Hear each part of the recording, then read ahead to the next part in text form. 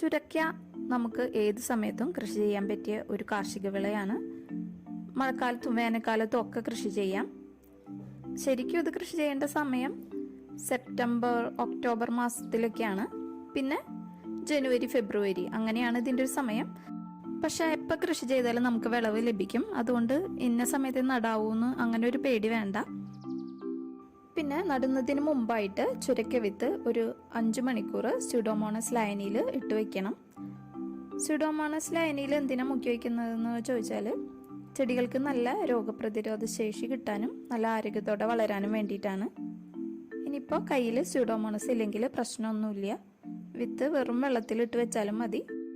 പിന്നെ നടുന്ന കാര്യം പറയുകയാണെങ്കിൽ നല്ല വളക്കൂറുള്ള മണ്ണൊക്കെ ആണെങ്കിൽ നടിയിൽ മിശ്രം തയ്യാറാക്കി അങ്ങനെ അങ്ങ് നട്ടുകൊടുത്താൽ മതിയാവും. അല്ലാത്ത പക്ഷം നമ്മൾ കുമ്മായി ഇട്ട് ട്രീറ്റ് ചെയ്തതിന് ശേഷം മാത്രമേ നടാൻ പാടുള്ളൂ. പ്രത്യേകിച്ച്